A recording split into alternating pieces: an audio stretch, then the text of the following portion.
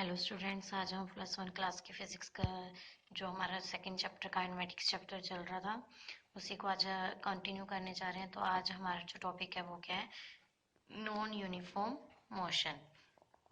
तो हम पहले भी डेफिनेशंस कर चुके हैं यूनिफॉर्म नॉन यूनिफॉर्म की, तो आई थिंक आपको क्लियर ही होगा नॉन यूनिफॉर्म मोशन कौन सा होता है। कह रहे an object is said to be in non uniform motion if it undergo equal displacement in unequal interval of time.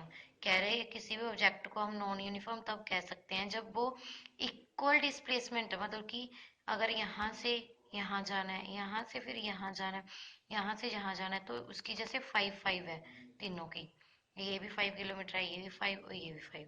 ठीक है, डिस्प्लेसमेंट क्या होगी, इक्वल होगी, बट इंटरवल जो टाइम का इंटरवल है वो क्या हो रहा है, अनइक्वल है, वो अलग अलग है।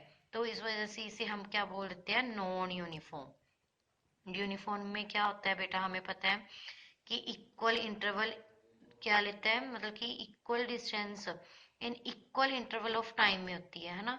बट नॉन यूनिफॉर्म में क्या होता है, equal distance but unequal time. Time interval क्या हो जाता है इसके अंदर, नॉन यूनिफॉर्म के अंदर चेंज हो जाता है। मान लो अगर पहले मैंने 10 मिनट में लिया, आगे शायद 15 मिनट भी ले ली, आगे शायद 5 मिनट ले ली, आगे शायद 20 मिनट ले ली।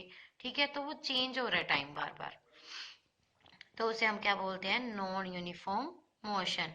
कह रहे जैसे एग्जाम्पल है मेरे पास, कोई भी एग्जाम्पल ले सकते हो आप। जैसे फॉर एग्जाम्पल क्या है, when we run or travel in a vehicle from one position to another. क्या जब मैं एक चाहे रन कर रहा हूँ या फिर ट्रैवल कर रहा हूँ किसी व्हीकल में एक जगह से दूसरी जगह पर, we start from the condition of rest. पहले तो हम शुरू कहाँ से हुए, पहले तो वो रेस्ट में खड़ा हुआ था, तो चलना शुरू किया, पहले रेस्ट में था फिर उसके बाद चलना शुरू कर दिया। We gain speed for some time, पहले कह रहे हमने थोड़ा सा तेजी से चलाया, and then we travel with constant velocity for some time. फिर कुछ टाइम कह रहे हमने एक ही स्पीड में, बस नॉर्मल स्पीड रखी, ना ज्यादा तेज रखी ना ज्यादा कम रखी। ठीक है, नॉर्मल से स्पीड में चलाया कह रहे, and finally slow down and come to a stop. कह रहे फिर क्या कर लिया, स्लो कर लिया और हम एक जगह पे जहाँ पे हमने जाना था वहां पे पहुंच गए। ठीक है, इन सच केस क्या हुआ, पहले तेज चला, फिर वो स्पीड क्या रखी, उसे नॉर्मल रखी, फिर क्या होगी, स्पीड तेज होगी तो टाइम चेंज हो गया ना। पहले अगर फास्ट चला तो टाइम चेंज हो जाएगा, टाइम मतलब कि डिस्टेंस अगर तेज चलेगा, जो 5 किलोमीटर है वो उसने 20 मिनट में टाइम में कवर कर लिया है ना। अगर उसके बाद उसने स्लो चला, वही 5 किलोमीटर आगे, वो कितने में, आधे घंटे में लगा दे, क्या पता। उसके बाद वो फिर क्या चला, तेज चला या कैसे भी है ना, तो बार बार चेंज हो रहा है टाइम। तो यही चीज है, कह रहे इन सच्चे case the velocity of object is different at different instant and hence this motion is called non-uniform motion। कह रहे डिफरेंट डिफरेंट पोजीशंस के लिए, डिफरेंट डिफरेंट इंस्टेंट्स के लिए क्या है, हमारे पास जो वेलोसिटी ऑफ ऑब्जेक्ट की है वो डिफरेंट डिफरेंट है। ठीक है, उसके बाद बेटा क्या है, इन नॉन यूनिफॉर्म मोशन में velocity of object in different form explained कैसे कैसे। पहली क्या है, वेरिएबल वेलोसिटी, सेकंड क्या है, एवरेज वेलोसिटी। फर्स्ट पहले वेरिएबल वेलोसिटी की बात करते हैं। वेरिएबल वेलोसिटी क्या होती है, कह रहे वेरिएबल मतलब कि बदल ही जाना, दोबारा दोबारा चेंज हो जाना। An object is said to be moving with a variable velocity if either its speed और इट्स डायरेक्शन ऑफ मोशन और बोथ चेंज विद टाइम।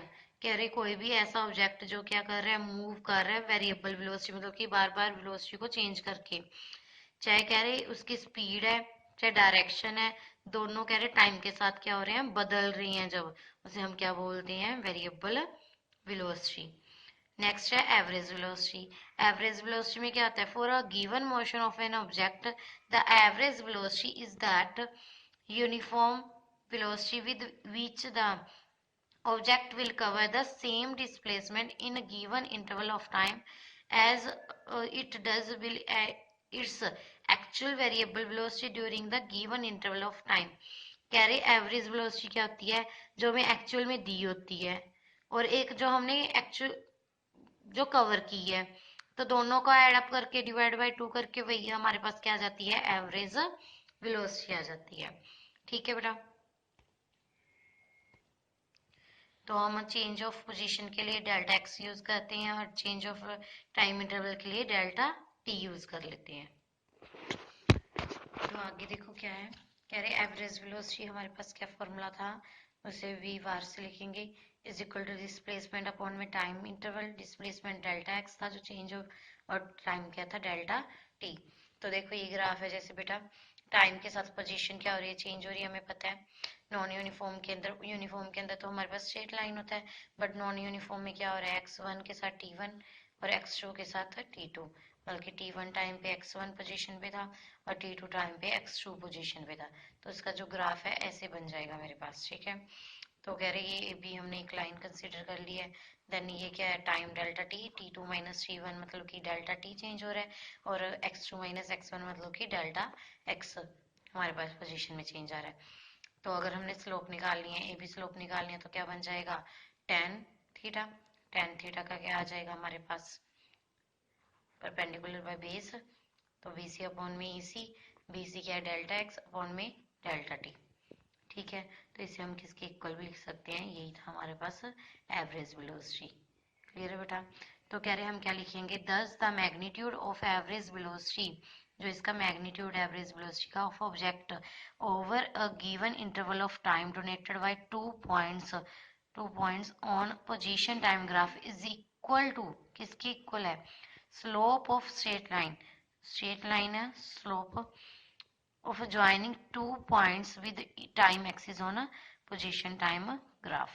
ठीक है बेटा, क्लियर है। कहते हैं कैन बी पॉजिटिव और नेगेटिव दोनों उसके डिपेंड करती हैं साइन ऑफ डिस्प्लेसमेंट के ऊपर। It is zero if displacement is zero, अगर डिस्प्लेसमेंट जीरो होगी तो ये जीरो भी हो सकती है। कह रहे पॉजिटिव नेगेटिव भी उसके क्या है, डिस्प्लेसमेंट के साइन के ऊपर डिपेंड करती है, ठीक है। ऐसे सेम ये ग्राफ है बेटा, टाइम के साथ पोजीशन चेंज हो रही है, ठीक है। Thank you.